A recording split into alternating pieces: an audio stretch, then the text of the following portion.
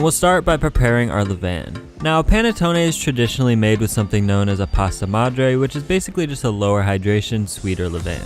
So it is possible to convert your normal 100% hydration sourdough starter into a pasta madre, but that would be about a week-long process, so we're not going to go through all of that here. Instead, we're going to use a method that allows us to achieve very similar results with a lot less effort. So to create our levain, all we're going to do is combine 40 grams of our normal 100% hydration sourdough starter with 60 grams of flour, 30 grams of water, and 2 grams of honey, which will add some sweetness and strengthen the levain a bit since it provides some extra sugar for the yeast to feed on.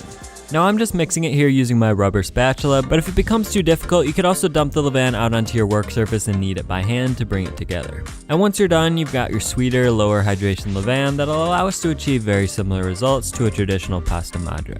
And leaving this levain at room temperature, it should take about 8 to 12 hours to reach its maximum rise, so I usually like to make the levain in the morning in order for the timing of this recipe to work out the way I like. But as usual, I'll also leave a sample baking schedule in the full post on my website, which will be linked below. Now after about 12 hours, my levain has more than doubled in size and I'm ready to make my first dough. And this is one recipe where you really do want to use a stand mixer because there's just so much mixing necessary in order to thoroughly incorporate the ingredients and to develop enough gluten in the dough. So in the bowl of a stand mixer, start by adding 95 grams of water along with 60 grams of your stiff levain, then stir to dissolve the levain. Now you could also add about an 1/8 teaspoon of instant yeast at this point if you want to give the dough a little bit of extra rise, but personally I like to keep it old school and just make it 100% sourdough. Either way, you'll just want to add 175 grams of bread flour and 42 grams of granulated sugar, along with 2 egg yolks, and stir until all of the ingredients are fully combined. Then transfer the dough over to your stand mixer and continue to mix using the dough hook attachment for about 3 to 5 minutes until the dough becomes nice and smooth and you've got some gluten starting to develop. Now at this point we're going to add 42 grams or about 3 tablespoons of softened butter as we continue to mix. You'll want to add the butter in about 3 to 4 separate increments, allowing the previous addition to become fully mixed in before adding more. Then once all of the butter is completely incorporated, our first dough is done. So we'll just cover it up and let that rise for about 10 to 12 hours until it's more than doubled in size. In the meantime, you'll also want to prepare your dried fruit because it's going to need to soak in some rum overnight. You can skip the soaking step if you prefer, but I think it adds a nice flavor.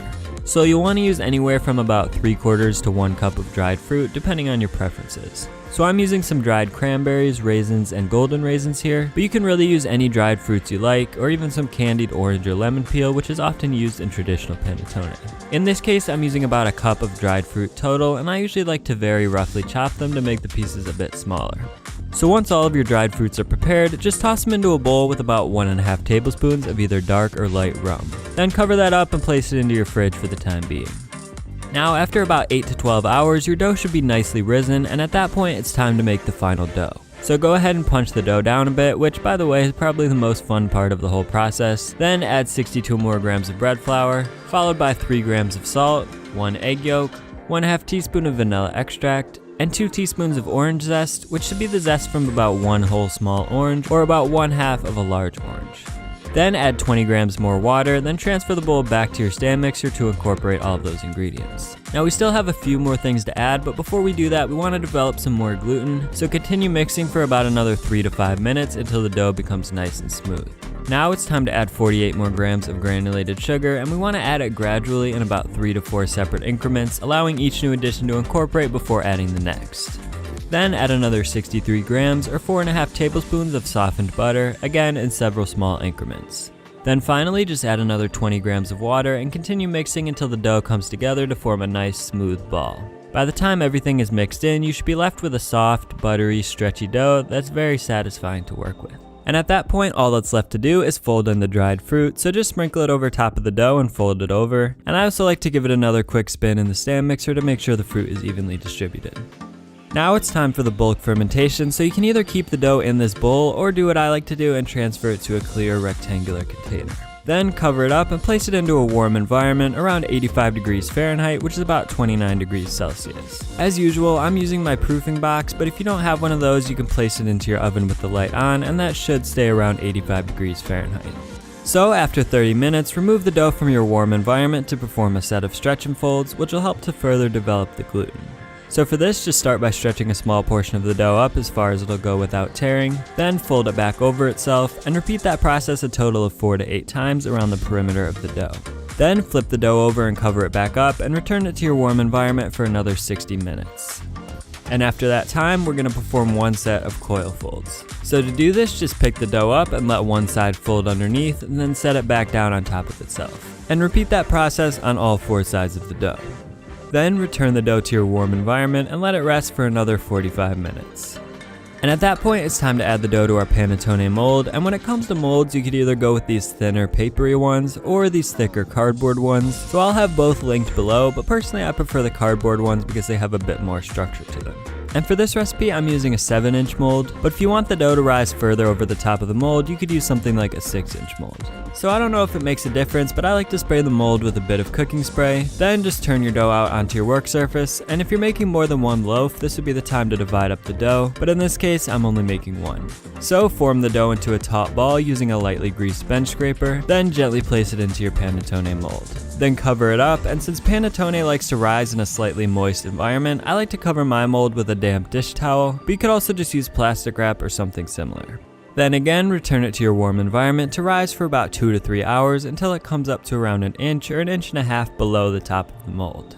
Now you'll also want to be careful not to overproof here, so keep an eye on it, and if it starts to lose its nice taut surface on top, you'll want to bake it as soon as possible. Here's a loaf that I accidentally overproofed, and you can see how it lost most of its structure and didn't really rise at all in the oven. Whereas a properly proofed loaf will maintain its taut, domed surface and rise to fill the mold when it's baked.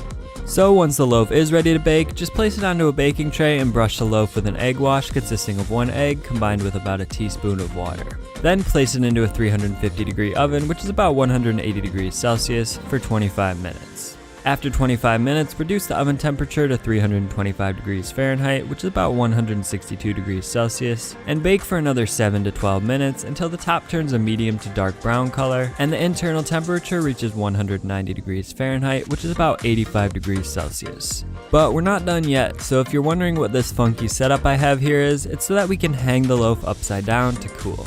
Because panettone is pretty delicate and it'll start to deflate very quickly after you remove it from the oven. So working as quickly as possible, you'll want to stick 2 skewers all the way through the loaf like so, then hang it upside down using whatever you can that's sturdy enough to prop it up. So I'm just using my flour containers here. And I also like to stick 1 extra skewer going the other way just to make sure the middle doesn't cave in. Now we'll need to let that cool for at least 6 hours or up to overnight before cutting into it. But when you do, you should be greeted with a light, tender, and buttery interior that's great enjoyed plain or toasted with butter, which is personally my favorite way to enjoy.